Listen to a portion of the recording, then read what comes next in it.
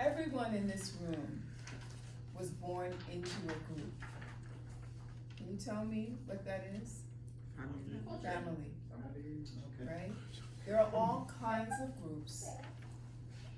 There are self-help groups. A congregation is a group. What are some other types of groups? Study groups. Anybody? Study buddies, social group. A team. Yes. A classmate. Yes, it's classroom. We're a group.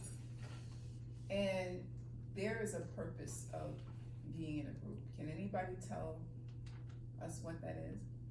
It's gifted power to do. We can have a lot of power when we're more than one, right? When we're working together with others, we can be quite powerful. That is true. What is the purpose of a group? To work as a team to learn how to interact with other people and come into an agreement. That is one of the outcomes of being in a group, but the overall purpose of being in a group is to pursue a goal. And so today we're going to talk about what being in a group looks like, all right? And so there are many advantages of being in a group. The idea that you have more than one person, which means that everyone can work faster. That's where we get a lot of our power, because we have more individuals involved. We can work faster to meet our goal. We come with various perspectives and ideas and values and skill sets that helps us to achieve our goal at a faster rate. You have an opportunity to brainstorm when you're in a group, right? You form bonds. You develop greater communication skills when you're in a group. You also develop self-confidence, because when the group is over and done with, you have hopefully grown substantially while being in that group. Sometimes while being in a group, you will experience conflict, and that's normal. That's a part of the process of being in a group, and we're going to talk about that. So there are many functions of being in a group, and it involves goal setting. Setting goals. What is it that you want to achieve within a certain period of time? You also need to create an agenda so that when you get together, you can make use of the time that you've been given and you don't waste it, and that you cover all the areas that you need to cover. In your group meetings, you clarify issues, you summarize issues, goals, whatever it is that you're planning to do for that moment. What's key to being in a group is that you come to consensus, that not one individual makes a decision on behalf of the entire group, that everyone can participate and have a sense of voice. And here within group meetings, you also will generalize from specific ideas. So there are 5 stages within a group, right? And they are called forming, storming, norming, performing, and adjourning. And so we're going to talk about the first stage, which is forming, and you all have been in that stage. And this basically is where we are getting to know all of the group members. We get familiar with each other here at this stage. We introduce each other, we introduce ourselves to each other. This is where we learn what we like, what we dislike. This is where we get a better understanding of where the group is going, where they're heading. This is where you decide, for example, in your instance, what is the problem that you will decide to work on for your final project. This is where you get a sense of determining who is best to play certain roles. And everyone in the group has a role to play. And I'm sure you experienced that, right? And we'll break it down a little bit further. This is where you also will create a schedule and a decision on how to communicate, when to communicate, where to communicate, how frequently will you meet, what will be the discussion, what will be the agenda. So after the forming stage, we have the storming stage. And this is where conflict occurs. And some people may not like the idea that conflict might occur in groups, but it's normal, just like having a conflict in a relationship that you might have with a significant other or a family member. And you getting to know that person or individuals in your group, storming is normal, where you want to express yourself and you might feel like your voice isn't being heard, that can create conflict. When someone's taking over the meeting and not allowing other people to express themselves, that can cause conflict. This is where people start to emerge as leaders because they're trying to manage the different perspectives and views on things among different group members. And this is where you start to speak your mind and express yourself in the storming stage. And this here is a picture of one of the Republican leaders that is very upset with what's happening with the impeachment process, and there's a lot of storming going on. And of course, the Democratic Party is a group as well as the Republican Party is a group. And the thing about this stage is not everybody can get through this stage, okay? Some people may decide it's not worth it, they're gonna leave. They may drop out of the group, okay? So after the norming stage, we have the norming stage, and this is where you start to see progress made. You start to see people following a schedule. People are consistently being relied on and they're able to produce results. This is where you start to recognize talents among your group members, right? This is where you start to create relationships and you start to bond at this stage. Following the norming stage, this is where we have performing, where you really see that you have accomplished all the things that you have decided to pursue as your goal. And for your class, for your group discussion, performing means that you're not reading your discussion, you're actually delivering your discussion as your final exam. That you are appropriately using your notes, that you are using world footnotes, that you're using your note cards properly, that you should only have one note card to prevent you from reading. All of those things really demonstrate your performing. There is a seamlessness and fluidity in your discussion. There's no gaps. If there is, someone in your group is going to fill in those gaps and help that other person out who might appear weak or might forget what it is they want to say. It should be fluid because you're not individuals, you are a group and you're one solid unit getting one solid grade.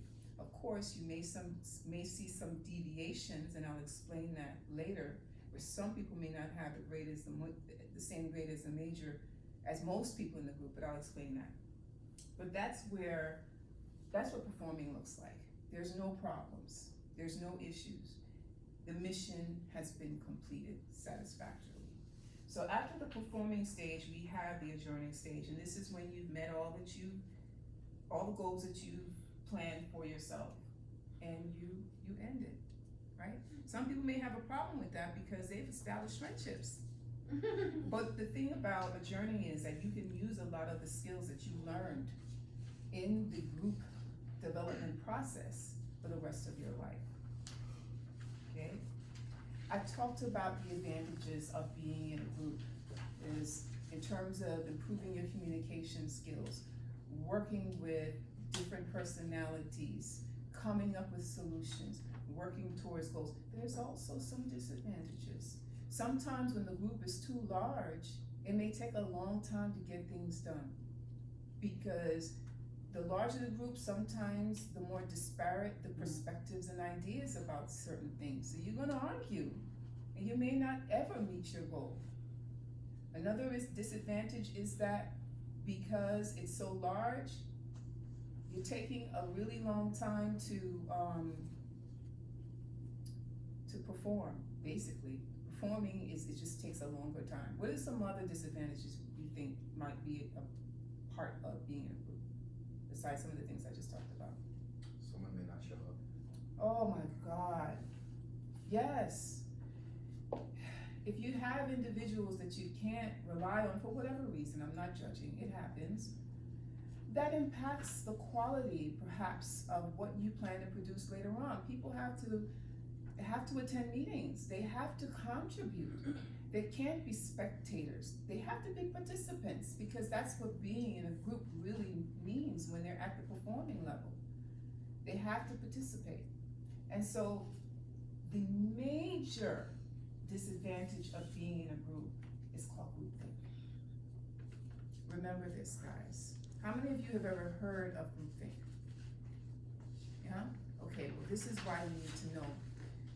Because so many of you don't know, it is basically a negative, dysfunctional, psychological phenomena that exists among monolithic groups of people where they decide consensus trumps analytical thinking. What that means is this: they rather agree than disagree. They rather agree even though they may see something that is glaringly not right, doesn't make sense, that they know really wasn't a result of critical analysis. Analysis did not take place to determine whether or not the decisions that are going to be made will be the right decisions for everyone. Does that make sense? And so in this list here, so it lacks critical evaluation. It happens among individuals who may look the same, act the same, have the same values, have the same attitudes, have the same beliefs, the same demographic, if you will, same ethnic group, right? They tend to have a positive interaction. They're not going to say, no, that's not correct, because they may, one, want to keep their jobs, two, want to keep their friendships, three, want to maintain power, relationships. So that's why sometimes people will say nothing when they should be saying something, especially if they know the outcome may not be a good thing. And so there have been several things in history that speak to groupthink. Some textbook events, or events that can be seen or read in a textbook, and one of which is the Bay of Pigs debacle, which was a mess. This happened in 1961. John F. Kennedy, who was the president at the time, had decided that he wanted Cuba back. Cuba had decided that they wanted to emancipate their people. They staged a successful revolution, and as a result of that revolution, they were able to kick out individuals, wealthy individuals, who were using and exploiting the country's resources for their personal gain. And he said, no, my people need to learn how to read. They need to have access to education to the highest level, up to the PhD level, which they still do have to this day, and free healthcare. He decided that the government needs to be for the people and not just a few wealthy individuals. And so he staged that revolution. It was successful. And because Cuba was friends with Russia, and it is so close to the United States, they felt that their independence would be a threat to the United States. And so he was responsible for the training of a little bit over 1,000 expatriates, Cuban expatriates that were kicked out and were living in Cuba. He brought them, he had the CIA to train them, give them ammunition, guns, and what have you, and then have them, land in the Bay of Pigs, actually, to stage a takeover of the government, which they failed miserably because they failed to evaluate the terrain, right? They failed to evaluate the fact that the Air Force was powerful and very good at what they did, and they kicked their butts. And here, this is a picture of one of the fallen expatriates who's in the garbage can. So that's one example of groupthink. Why did that happen? Because a few war hawks said that this would work, but they didn't question anyone else's perspective that would be considered an outsider. These were individuals who were Harvard trained, from Princeton, from Yale, had never made mistakes before. There's going to be no mistakes here. And they didn't question the what if. They didn't question Murphy's Law. And so this was the outcome. Here's another scenario. This is President George Bush, who after 9/11 decided to stage a war on Iraq, who he alleged had weapons of mass destruction. And so individuals wanted someone to pay for 9/11, and they pointed at Iraq. Even though there was no evidence, there was no critical analysis, everyone's viewpoint was based on a monolithic group of individuals who did not discuss it thoroughly. And so they bombed Iraq, eventually killed the leader, but this is a product of groupthink.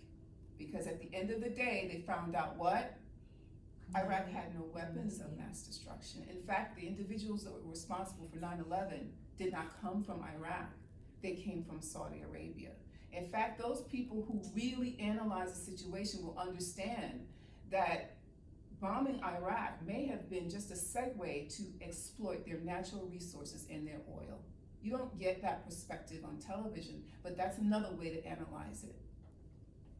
Another scenario, we had the Challenger. I remember the day that this shuttle was launched. 73 seconds after it launched, it blew up. That was profound. I saw this on live television on January 28th, 1986. These individuals are no longer here because of groupthink, because of the individuals who were in the group kicked out one lone voice who said, I don't think you should do this, you're not ready yet. He refused to consent to mediocrity. He refused to allow something like this to happen that would change lives forever. These individuals are no longer here, and only 2 of them were not astronauts. One was a school teacher. I can't remember her name. She was a school teacher. Everyone else was a scientist, and then there was also a payload specialist. But they're dead. For what? Because someone or individuals didn't challenge the idea that, yeah, we've spent millions of dollars on this, and yeah, the American people really want this to happen, but what about these lives if things go wrong? And they didn't care. These people, many of them were parents. Those children now have children, and those children will never know their grandparents. And then finally, another event that happened, it is that of Dr. Bennett Amalu of Nigeria. Dr. Amalu discovered that athletes that had repeated hits to the head or knocks to the head, how do you say, blows to the head, who had or experienced repeated blows to the head suffered from CTE, which stands for chronic traumatic encephalopathy. What CT does is it causes memory loss, confusion, depression, a myriad of symptoms, to the point where many athletes have committed suicide. Did you ever hear about CTE? Okay, and There's so, a movie on this. yeah, and that's the movie that Will Smith played, Dr. Omalu. Concussion. Yeah, it's called concussion, absolutely. And so, according to a study that was done by Dr. Ann McKee, a neuropathologist, she examined the brains of 202 athletes. You can only determine whether someone has died from CTE after they have died. And so of the 202 deceased football players, and it was published in the Journal of American Medical Association, of those 202 players, 111 of them played in the NFL, and 110 of those were found to have CTE. That's a lot. That's a lot. And the NFL said that he's a liar, he's a quack, he doesn't know what he's doing, he doesn't know what he's saying. They destroyed his career. But as a result of his study, other people like Dr. Ann McKee created their own studies. And then they started to overlap. And it validated what he had been saying all the time. To tell the truth. Tell the truth that these young men are dying, killing themselves, losing their minds because they've had repeated blows as a result of the game of football. And so today he's doing very well, he's very successful, right? But his story is a result of groupthink. So if you ever have a chance to speak up and say something, and I know it might be hard, especially if you're in a situation where you're working, and saying something might mean you may lose your position, or lose your credibility, or lose money. If you know that it's going to affect someone's life, find the courage to do what is right, and don't engage in groupthink. Don't say yes with those who are saying yes when you know they should be saying no. Treat others the way you wish to be treated. One of the reasons why they didn't want to listen to this doctor is because football is a big, big sport. For some people, it has replaced church. It's a multi-billion-dollar game, okay? What do we do on Sundays, a lot of people? We watch football. So if you're going to say that this man knows what he's talking about, you're gonna cause a lot of people to probably pull their husbands out, pull their mothers will say, no, I don't want my son involved in this, because I would, okay? So now that we've talked about groupthink and we're almost done, let's talk about member roles, the task leader. This is the individual who has high group status, who assigns tasks. It's very simple. Expediter, who makes sure that things get done. Have you done it yet? When are you gonna get it done? The information provider, that person should be everyone in your group. Everyone should be willing to provide information. It shouldn't be one person doing all the work and doing all the heavy lifting. Everyone has a role to participate and not be spectators. Information seeker, everyone should be a person who will seek information and ask questions. Gatekeeper, this is the person who says, where are you, how you doing? Let me see what you got. Go back and do some more work. That's me, I'm the gatekeeper, that's my role. Let's get it all done, let's get it together. Recorder, the person who documents the meeting, and this is where we might see meeting minutes. You ever heard of meeting minutes? That's where a recorder would record, we call them the secretary, record what's going on in the meeting. You have the designated leader, the person who has been assigned the leader in the group. Sometimes a designated leader would be a person who heads a department. You have the situational leader. You put yourself in a situation where there's no one else that can be relied upon, and then you become the leader of that particular situation. You have the trait theory, which contends that there are certain people that are just born that way. They're attractive, they're charismatic, they're intelligent. All of these things help them in solidifying the idea that the trait theory exists. And this is according to Cragen and Wright, who came up with this in 1991. You have leadership styles, the autocratic leader, someone who tells you what to do. Now, and you don't have a choice, you just gotta do it. It doesn't always work. Some people don't like it, but depending on the scenario, it has to happen. For example, I sometimes have to be an autocratic leader. I have to tell you when something is due. I have to tell you when you're gonna take an exam and you have to take it in such and such, or we won't get things done. Then you have the democratic leader, which I sometimes can be, where I give you a choice to decide on what topics you want to deliver, right? And then you have the laissez-faire, where pretty much everything goes, anything goes. And so that doesn't always work well when you only have a few weeks or a few months to get something done. You have to have structure, and you can't have laissez-faire. Passive. It's very passive, right? All right, so leadership characteristics. Steve Jobs, definitely someone who's a leader. He had a high level of emotional intelligence. He contributed ideas. You have President Abraham Lincoln, Gandhi, President Nelson Mandela. They were able to take abstract ideas and make them more concrete. You have Dr. George Washington Carver. He created a lot of inventions from the peanut. You know, there's such a thing as legitimate power, roles that were assigned to you, expert power. You all will become experts in your particular areas that you have been assigned on the day of your discussion. That's called expert power. Referent power, power that has been given to you. All of a sudden you join a group, but because you're charismatic, you think really fast on your feet, you're attractive, you're likable, all of a sudden you become the leader. Then you have reward power. Sometimes as leaders, we reward our members by what? Giving them incentives to continue doing well, giving them a bonus. That's an example of reward power. And coercive power might be, especially if you're heading a department and you're seeing that members or employees are not doing the work well, you may engage in coercive power. You may put them on probation.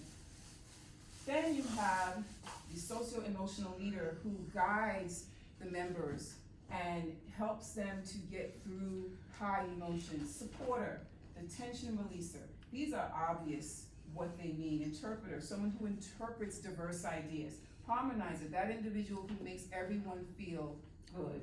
Self-confessor, these are negative roles.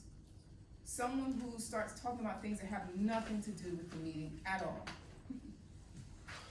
Monopolizer, someone who takes over the meeting and starts talking about themselves. Very negative roles. Insecure compliment seeker who constantly wants to be told, you're a good girl, you're a good guy, you did a good job, even though they may not have. Then you have the joker, which can be very dysfunctional because you can take the group away from goal and decision making. Finally, central negative, this is a person who is constantly talking about negative things all the time. Blocker, constantly trying to block decision making. Withdrawer, who sits there, says nothing, and just is a spectator. Aggressor, someone who is aggressive all the time and they make people feel uncomfortable. And doormat, individuals who allow themselves to be manipulated and mistreated. And so in summary, groups have 5 stages. As I said before, they are the forming, storming, norming, performing, adjourning. Successful groups have successful leaders who are respectful and considerate and who want them to achieve their goal. Careful planning produces successful outcomes. Have you rehearsed? Do you know your information? Do you have your oral footnotes? All of these things can help you have successful outcomes.